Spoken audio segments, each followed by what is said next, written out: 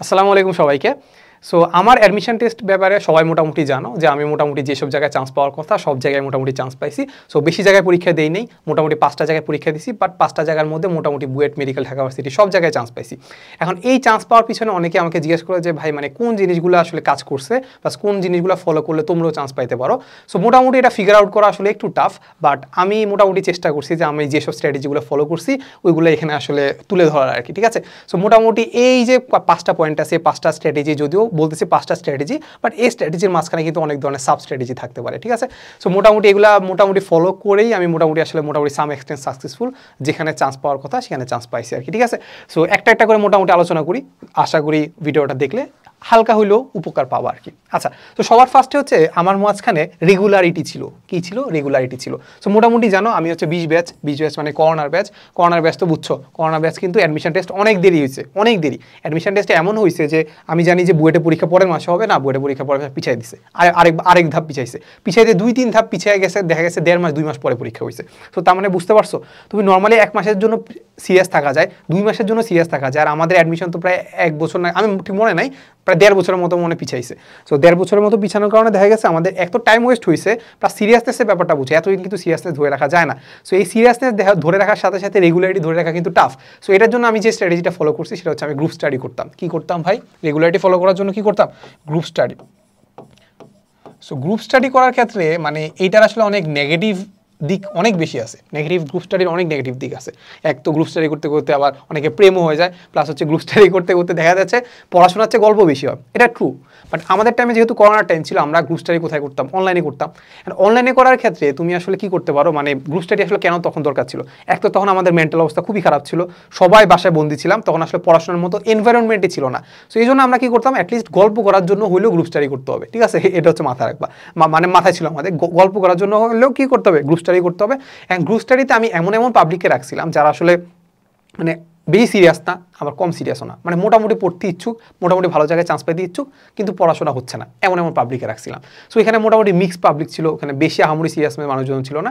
So এখানে আমরা কীভাবে করতাম গ্রুপ স্টাডিতে? গ্রুপ স্টাডিতে আমরা মোটামুটি 1000টা স্ট্র্যাটেজি অ্যাপ্লাই করতাম, সিম্পল কথা। কারণ এতদিন ধরে তো আসলে স্ট্র্যাটেজি মানে একটা স্ট্র্যাটেজিতে স্টিক থাকা যায় না, কিছুদিন পরে মনে যায় অনেকে হতাশ হয়ে যায়। সো প্রথমে ধরো একটা স্ট্র্যাটেজি অ্যাপ্লাই করলাম যে আমরা একটা চ্যাপ্টার পড়বো, একটা চ্যাপ্টার সবাই মিলে পড়বো, এরপরে সবাই মিলে এসে ডিসকাস করবো। কোন একটা দেখা গেছে আসলাম, কোনো একটা চ্যাপ্টার পড়লাম, ধরো ফিজিক্সের ফিজিক্স না, ধরো কেমিস্ট্রি, পরিবেশ রসায়ন পড়লাম, পড়ে এসে সবাই আলোচনা করলাম। পুরোটা তো পড়া সম্ভব না, ধরো অর্ধেক পড়লাম, অর্ধেক পড়ে আলোচনা করতেছি। আলোচনা করার ক্ষেত্রে দেখা গেছে যে কোনো একটা টপিক ধরো আমি বুঝাইতে যায়, আরেকজন বলতেছে যে না না এটা তো এমনি হয়, এভাবে এমনি চিন্তা করলে হবে না, বা এমনি চিন্তা করলে আরও ব্যাপারটা সহজ হয়। তখন আরেকজন বলছে না না এটা এইভাবে হবে না, এভাবে চিন্তা করলে হবে না, চিন্তা করলে কি হলো নাকি, থিওরি তো মিলতে হবে, কিংবা হচ্ছে বেসিক তো ঠিক রাখতে হবে। সেইভাবে তর্ক করতে করতে দেখা যায় কোনো জিনিসটা একদম ভালো করে বোঝা হয়ে গেছে। কোনো একটা জিনিসকে আমি একভাবে চিন্তা করতাম, এখন ওইটার কারণে দেখা যায় আরেকভাবে চিন্তা করা শুরু করছি।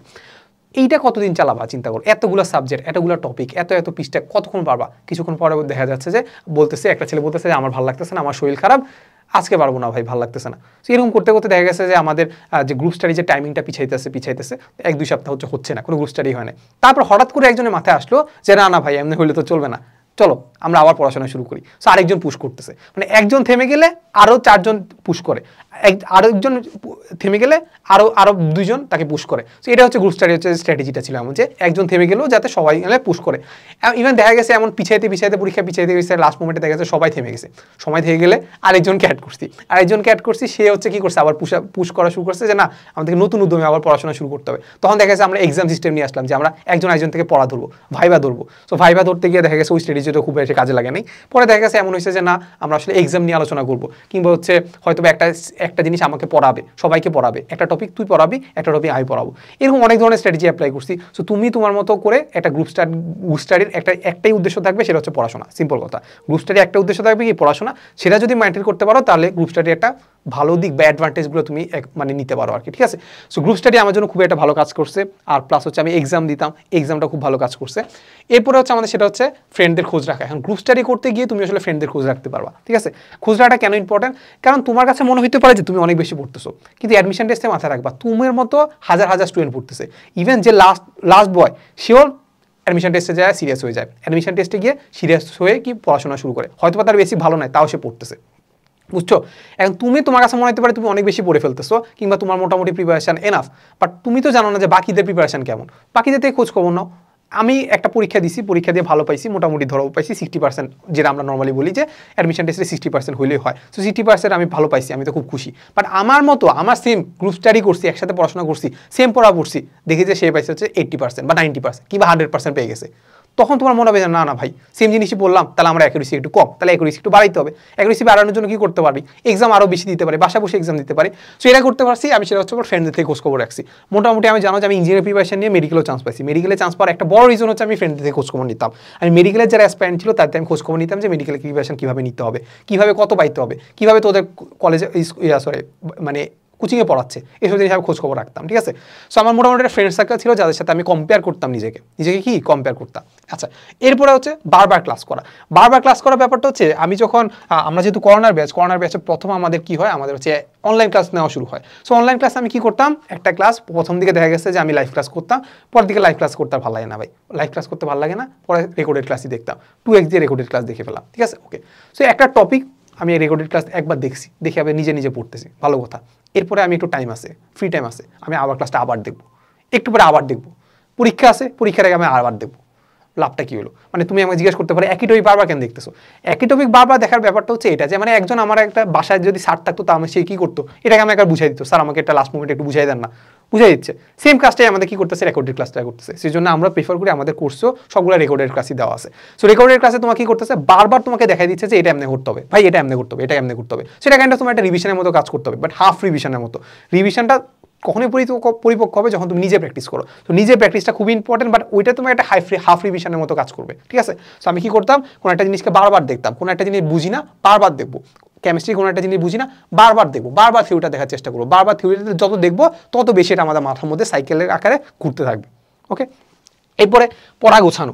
ভাই মানে অ্যাডমিশন টেস্টে বললাম না সবাই পড়ে, বাট এই পড়াশোনাকে গোছানোটা ইম্পর্টেন্ট। সো আমি তখন থেকে যখন জানতাম যে আমি একাডেমিকে খুব বেশি একটা নোট করি নাই, ভালো করে নোট করি না, লাল কালি নীল কালি দিয়ে নোট করি নি, অ্যাডমিশন টেস্টে আমাকে অ্যাটলিস্ট নোট করতে হবে। সো আমি কী করতাম, আমি আসলে যখন ক্লাস করতাম অ্যাডমিশনে অনলাইনে যখন ক্লাস করতাম তখন আমি নোট করে ফেলতাম, নোটটা একটু বড় হইতো।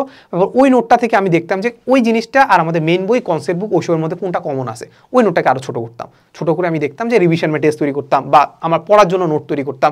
এরপর আমি বইতে দাগায় ফেলতাম, বইতে কোন লাইনগুলো পড়তে হবে, কোন লাইনগুলো আমার পড়া লাগবে না, ওইগুলো সব দাগায় ফেলতাম। এরপরে কনসেপ্ট বুকের সব কিছু পড়া লাগবে না আমি জানি, বাট কনসেপ্ট বুকে কোন কনসেপ্ট আমার রিলেভেন্ট, কোন কনসেপ্ট আমার লাগতে পারে, কোন কনসেপ্ট, যেমন আমি ম্যাথের ক্ষেত্রে ইন্টিগ্রেশন ডিফারেন্সিয়েশন আমাদের মেইন বইতে খুব অগোছলভাবে দেওয়া আছে, বাট আমাদের কনসেপ্ট বুক বা অন্য কোনো বইতে খুব সুন্দর করে টাইপ ওয়াইজ আকারে ভাগ করা আছে। তাহলে ওইটা আমি দাগায় ফেললাম যে এগুলো আমি পরীক্ষার আগে পড়বো, এখান থেকেই পড়বো। ঠিক আছে, সো ইভেন আমি কেমিস্ট্রির কথা যদি চিন্তা করি, কেমিস্ট্রি আমাদের গুহ স্যার আর হচ্ছে আমি হাজারি স্যার দুইটা মিলে পড়তাম বলতে কি কোনো একটা টপিক আমি দেখতাম যে দুইটার মধ্যে কোনটাতে ভালো লেখা আছে। গুহ স্যারের বইতে পড়তেছি খুব ভালো লাগতেছে না, মেইন আমি রাখতাম হাজারি বইতে, বাট হাজারি বই যখন পড়তাম যখন দেখতাম যে কোনো একটা টপিক খুব ভালো করে লেখা নাই বা ছোট করে লেখা আছে, আমি কি করতাম, চলে যেতাম গুহ স্যারের বইতে খুব ডিটেলসে লেখা আছে, ভালো করে পড়তে পারতেছি। যেমন একটা এক্সাম্পল দিই, সেটা হচ্ছে আমাদের জৈব যৌগের নামকরণ, জানি খুব বেশি ইম্পর্টেন্ট না, বাট লাগে। তো জৈব যৌগের নামকরণ তুমি হাজারের স্যারের বইতে যাবা, খুব অল্প একটা জায়গাতে লেখা আছে, অল্প একটু আছে, এটা দিয়ে কিন্তু তোমার খুব বেসিক আসলে ক্লিয়ার হবে না। সেই জন্য আমি চলে যেতাম গুহতে দেখছো পুরো ডিটেলসে লেখা আছে, বড় করে লেখা আছে বা ডিটেলসে লেখা আছে, ওটা কিন্তু খুব ভালো করে বুঝবা। সো আমি দাগায় ফেলতাম যে এখানে লিখে রাখতাম যে আমি হাজারি তো মেন বই পাশে লিখে রাখতাম এই পার্টটুকু আমি গুহ স্যারের থেকে পড়বো। এই যে গোছানোটা গুছাইলাম না, এই গোছানোর কারণে দেখা গেছে আমি লাস্ট মোমেন্ট পর্যন্ত খুব বেশি আসলে আমাদের কষ্ট করতে হয় না যে মানে পড়া গোছানো নিয়ে। ঠিক আছে, সো যেটা করতাম সেটা হচ্ছে পড়া গোছাই পড়তাম। এরপর হচ্ছে প্রচুর এক্সাম দিতাম। আমি জানি প্রচুর এক্সাম দেওয়ার ক্ষেত্রে মানে বাসায় বেশি এক্সাম দিতাম।